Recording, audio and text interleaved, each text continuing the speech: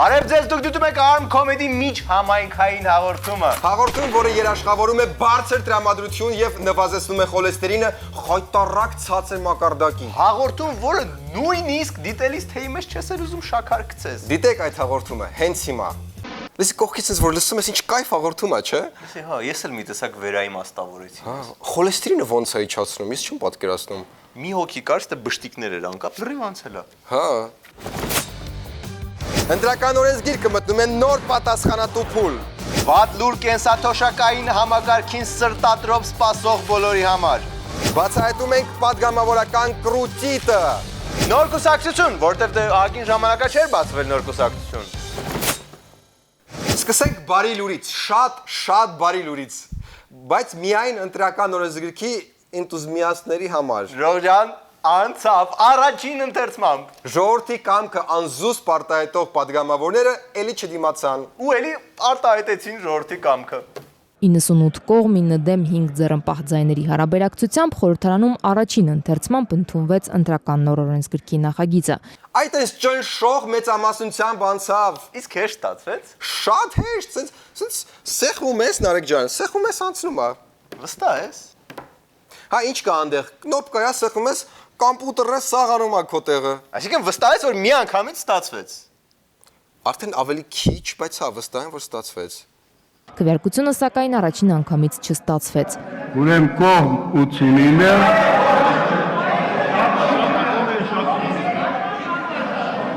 լավ նորից են քվեարկում։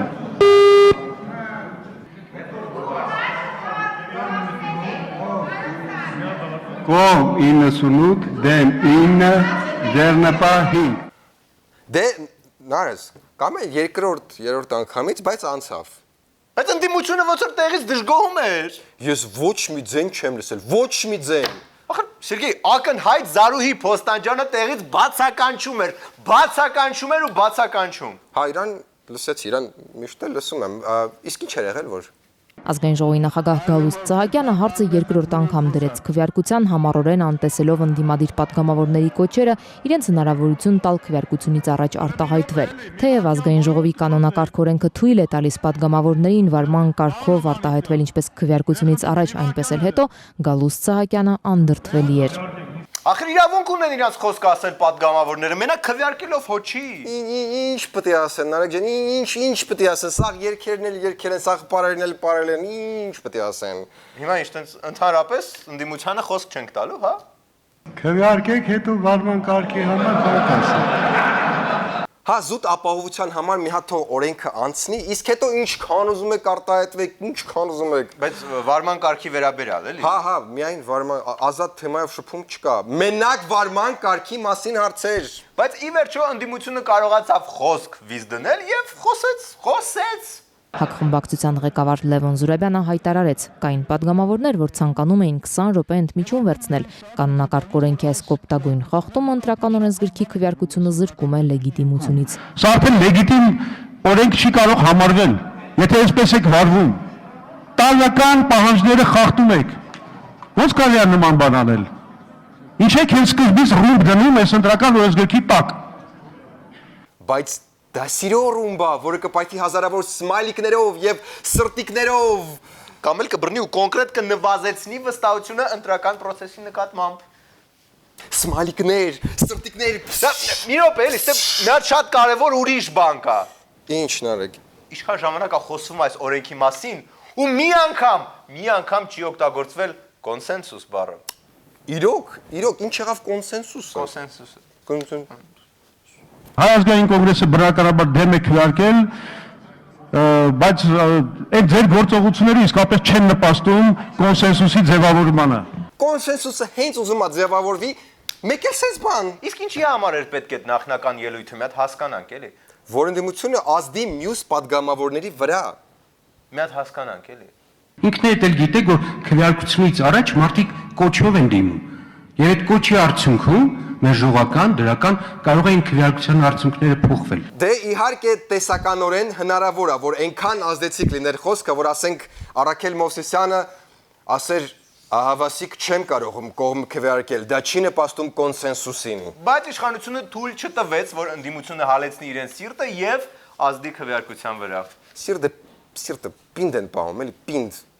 Ես կարծում եմ, որ բոլորդ այս դահլիճում շատ էլ վստահ եք, որ մենք ունենք հստակ քվեարկության արդյունք եւ այդ քվեարկության արդյունքը որևէ պարագաներում այլ չէր լինելու, քան թե այն ինչ եղավ։ Դե ինչ գիտեք, կարող է Մհեր Սեթրակյանի սրտում արտանար փոքրիկ ընդդիմադիր ու նա ոչ քվեարկեր, Բայց եկեք չբացառենք, որ կարող է եւ չարտնանար։ բայց կարող է եւ արտանար։ Գիտեք ինչ։ Ինչ։ Նախ Տիկին Նաղդալյան, դուք արդեն վաստակել եք այդ անվանումը, կներեք, որ պետք է ասեմ, որ կռուծիտ մի եղեք։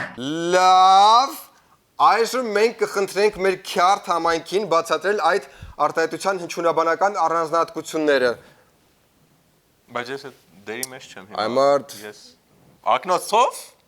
ներքին քյարթի դարտնացրու։ Հարգելի Տիկին Փոստանջան, քուրս Քյարթ ֆոնետիկ հնչյունաբանական բառարանը սահմանում է այդ արտահայտությունը որպես կրուտիտ լինել։ Իսկ կրուտիտը այդքան էլ ազդեցիկ չի եւ քյարթ չի ու չեմ շփոթվում։ Это не քյարտու։ Դասացիա։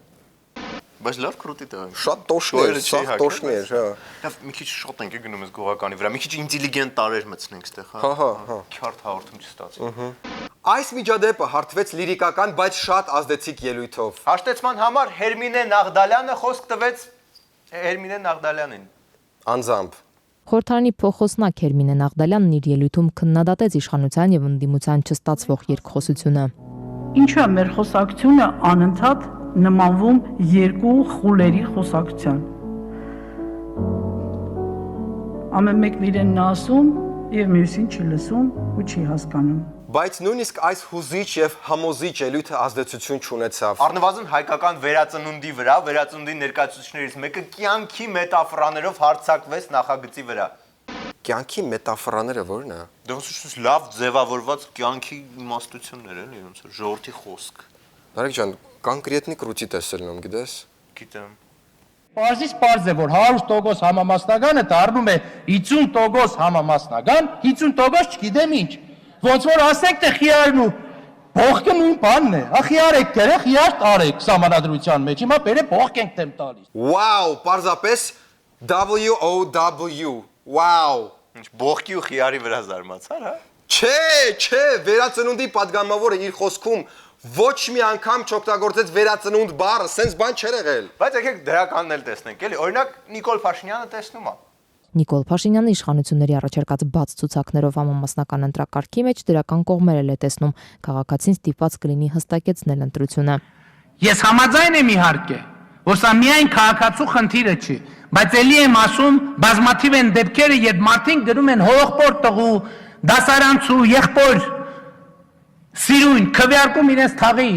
օրինակ ծգլի օգտին եւ վազում են ընդդիմությունից իշխանապողություն պահանջելու։ Այս երկու process-ները անհամատեղելի են։ Հիմա Փաշինյանը կոչ անում ծգլի օգտին չքվեարկել։ Բայց ասենք ծգլն լավ հարգված մարդ է մեր համայնքում։ Գյուղի կեսը ծգլի գլխով է երթվում։ Դու ծգլին ճանաչում ես։ Կրուտիտ է ելնում։ Այսինքն մուտիլովկա էր ասածդ։ Ես բոլորովին։ Բայց մուտիտի նման էր, Նարեկ։ Ակնոցից մատնայ։ Հա, բայց չնկատեցի սկզբից։ Դաշնակցությունից Աղվան Վարդանյանը նկատեց, լավ ընտրություններ կարելի է անցկացնել վատ օրենսգրքով եւ հակառակ ամենալավ օրենքը չի կարող երաշխիք լինել լավ ընտրությունների համար։ Դաշնակցության անունից առաջարկում եմ 2017 թվականի խորհրդարանական ընտրությունների քարոզարշավից առաջ մասնակից բոլոր քաղաքական ուժերը ստորագրում են ջենտլմենական համաձայնագիր, որ ոչ իրենց տարածքային տեխնացուները ընտրակաշարք չեն բաժանելու։ Ինձ թվաց, թե ես լսեցի, այն ինչ լսեցի։ Այո, Սերգեյ, ջենտլմենական համաձայնագիր, որ հորրի բաներ չեն անի ընտրությունների ժամանակ։ Ասենք ո՞նց են դա կնքելու, մոտավորապես սենց։ Որ խնդրեմ կստորագրեք։ Այս ինչ ախպեր ես։ Ջենտլմենական համաձայնագիր, որ ընտրակաշարք չեք բաժանելու։ Հարազատ, բայց սենց տենենց արգելված օրենքով բաժանելը։ Հա, բայց օրենքը ոնց որ ձեր վրա չի ազդում։ Մեկը падոշի նման բաժանում եք վերջում։ Դրա համար մտածենք sense ոնց որ ջենտլմենական բան տանենք ու որ էլ չբաժանեք։ Հիմա պետքա ջենտլմենական խոսք տամ, հա։ Ահա։ Ստեղ։ Բայց ես լորդ չեմ։ Եկեք այդ կրուտիտները դնենք մի կողմ։ Լավ, կրուտիտները դնենք մի կողմ ու ստորագրենք այդ թոթիկով, համով։ Ստորագրեց։ Նարեկ, արի ջենթլմենական համաձայնագիր ստորագրենք, որ ընտրակաշարք չենք բաժանելու, հա։ Մենք չենք բաժանում ընտրակաշարք։ Կրուտիտ էսելնում արդեն, կրուտիտ։ Լավ, արի ստորագրենք։ Դե բեր։ Բայց այս սցենարն է համաձայնագիր ուրա։ Համաձայնագիր չունեմ, օթի մեջ է խոսում, նարես։ Բայց դու շմուծիլով շիկ ես ու կրուտիտ։ Այդ ինձ ես ասում, իստիրիչկա, դու իստիրիչկա ես вообще։ Կրուտիլով շիկ դի։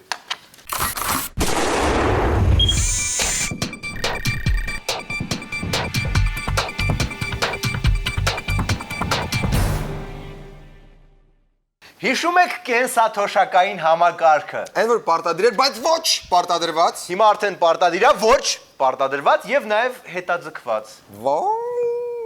Հայաստանի վարչապետն առաջարկում է եւս 1 տարով հետաձգել սոցիալական պարտադիր վճարը, որն առավել հայտնի է որպես պարտադիր կուտակային կենսաթոշակային վճար։ Բա ոնց տենց եղավ, որ որոշեցին մի քիչ էլ ոտը կախկցել։ Բայց ինչի, չէ որ ժողովուրդը հերթ էր կանգնել, որ մասնակցի կառավարության այս նախաձեռնությանը ու հիմա սենց քաշում է ժողովրդին։ Տեսել Էրոս Ռամազոթի համերգը չի, կամ Իրինա Ալեգրովայի համերգը չի։ Օրա, ասես որ խորանում են բոլոր համերգները հետաձգվում են ինչ-որ բայ։ Իսկականից, հա, տենց բան կա գիտես։ Ինձ զեկուցել են, որ ծրագրային ապահովման փոփոխությունները պատրաստել են միայն 2018 թվականի շեմին։ Վայ, խորանամ ես։ Դե չեն հասնում, այնքան լավ բարեփոխումներ են գնում միաժամանակ, որ չեն կարողանում մեկը մյուսի հետևից սենց կենտրոնանալ ու միջև վերջ հասցնել։ Կառավարության ուրեմն պետքա մուլտիթասկինգի դասընթացներ։ Այդ որն է։ Այդ որ զուգահեռ համ ինչ-որ մի հատ գործ ես անում, համ մտնում ես Facebook նայում ես ով ինչ ա գրել։ Այս էտի գիտեմ դրա ձևը։ Մենք ազգային ժողով ենք ուղարկել հարկային օրենսգիրքը, որը ենթադրում է խոշորածավալ փոփոխություններ ոչ միայն մոտեցումներում, այլև իրականացման մեխանիզմներում։ Ըստ խնդիրների մասին մենք նախատեսում ենք հարկային օրենսգիրքի ուժի մեջ մտնելը 2018 թվականին։ Լավ, մի րոպե, բա որ 2014-ից անդադ ասում եք, հեյ ժողովուրդ, կուտակային ենք մտցնում, եկեք միացեք, ոչ ոք չգիտեր, որ հարկային օրենսգիրքը պատրաստ չի, ծրագրային բան չկա։ Հարկային օրենսգիրքը հələ մի կողմ, այդ մեկը, ասենք, բարդ է։ Բայց ծրագրային մասը ինչի է ուշանում, չէ՞ որ մենք ծրագրավորողների երկիր ենք։ Հենց մենակ Գյումրիի տեխնոպարկը կես շաբաթում կարար գրեր։ Քանի որ հարկային օրենսգիրքով վերանայումներ են կատարվելու եւ դրույքաչափերի եւ առասարակ հարկային բեռի առումով, ապա ճիշտ է որ այդ փոփոխությունները համահունչ լինեն, այսինքն քանի որ օրենսգիրքը արդեն 2018 թվականի հունվարի 1-ից է կիրառվելու, տրամաբանական է որ կուտակային վճարը ավելի շուտ ուժի մեջ չմտնի, ինչու որովհետեւ գումարը կուտակային վճարի հաշվարկում է նույն բազայի նկատմամբ, ինչի նկատմամբ հաշվարկում է եկամտային հարկ։ Պաստորեն ոչ միայն հնարավոր էր, այլ դեռ մի հատ էլ տրամաբանական էր, որ 2018-ին պետքա մտնի, բայց երբ։ Բայց շատ լավ է, որ կառավարությունը այսքան նրբանկատ գտնվեց, որ ինքը անձամբ չասեց, որ ժողովուրդ մինչև 2018-ին սա չի էլ լինելու, այլ թողեց այսքան ցույցեր անեն ժողովուրդը բողոքի, փողոցներ փակի նոր։ Սիրում եմ, ես բռնող մոտեցում ուղղակի գժում եմ։ Լավ, դե ուրիշ պատճառ չկա, չէ՞, ինչի են սա հետաձգում։ 17 թվականը հաշվի առնելով, որ նախընտրական տարի է եւ սա շատ լուրջ թեմա է եւ մասնավոր հատվածը, այն ընդդիմացող հատվածը, որը պետք է մտներ 17 թվականից, բնականաբար ընդդիմադիր եւ ազատ ու անկաշկանդ ձայն ունի եւ հետեւաբար սա նաեւ շահեկան չէր լինելու իշխող կուսակցության համար։ Այդ պահը։ Չէ։ Մի խոսքով դժվար է լինելու սիրելի մասնավոր հատվածի բարեկամներ, բայց կուտակայինի համար պետքա մի քիչ էլ համբերեք մինչև 2018-ի հուլիս։ Այդ ընթացքում կարող եք մարզվել, նախապատրաստվել, օրինակ ես 500 դրամանոցները հավաքում եմ, ուսուս լավ դեմո վերսիա է, էլի տրինաժոր է։ Այս ամիջը մասնավորի համար է, իսկ պետական աշխատողները իրանք ոնց վճարում են, տենց շարունակում են վճարել։ Իրանք լավ պարապած են։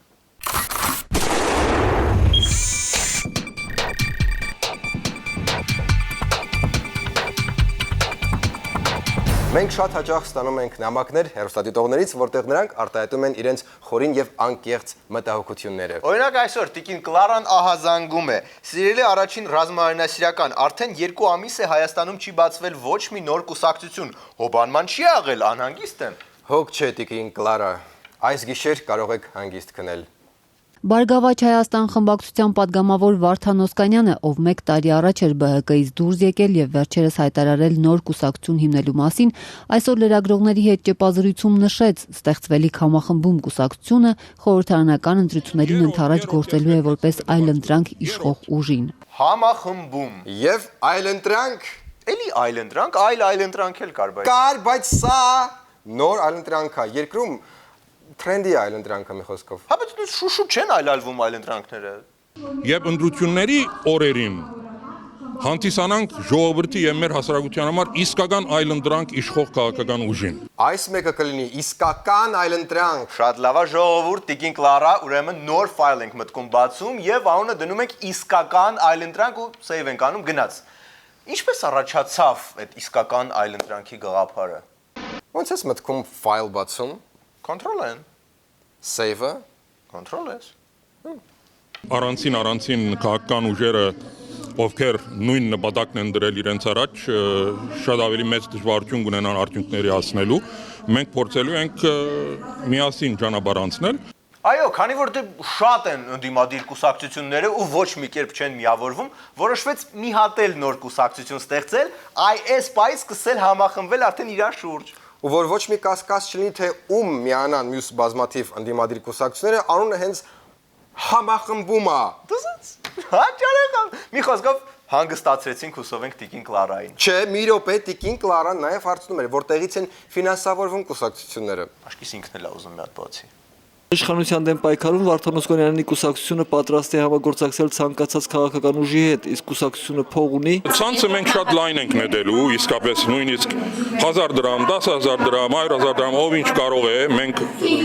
հնարավորինս լայն շրջանակներ ենք ներգրավելու, որովհետեւ յուրաքանչյուր անհատ թեկուզ շատ չնչին ինչ որ լումայով իր մասնակցությունը ունենա եւ մասը զգա այս կուսակցությանը։ Ես փորձելու եմ իրոք այդ թաբուն ջարդել։ Չի կարող էլի մի երկրում բոլոր բիզնես շրջանակները միամուր լինեն իշխանության կողքին։ Դե շատ լավ է, պետք է այդ տաբուն կոտրել, իսկապես թող մի օր է ժողովուրդը պատժ կանի նոր երիտասարդ կուսակցությանը, կոտրեք այդ տաբուն։ Այ այսօրվան։ Բայց տաբուն արդեն կոտրել են։ Մի հատ առաջի անգամ պատմության մեջ եկեք դրամահավաք անենք։ Արել են, արեք։ Ասես հավես վիդեո էլ նկարենք ու գցենք YouTube-ը դրամահավաքից էլի ոնց որ։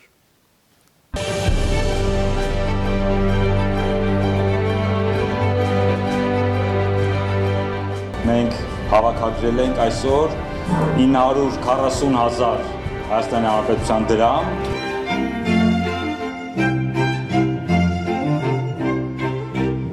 Հավաքվել է 4,850,000 դրամ։ Ո, պաստորան ասել, կա։ Լավ, մեզ այդ դեպքում մնաց Տիկին Կլարայի նամակի վերջին հատվածը, վերջում ուզում եմ նշել, որ ձեր Կարլը ինձանից գողացել է կորալ։ Կարլ, դու ես գողացել Կլարայի կորալը։ Հա, ես եմ գողացել։ Չես ամաչում։ Չէ, ինքն էլ իմ կլարնետն է գողացել։ Կլարան, Կարլի կլարնետն է տարել։ Օրո, խոյտարակություն։ Թող վերադարձնի կլարնետս, ես էլ իր կորալը հետ կտամ։ Կլարա, Կարլին կլարնետ տվեք, որ Կարլը կորալը բերի։ Մնացեք մեզ հետ։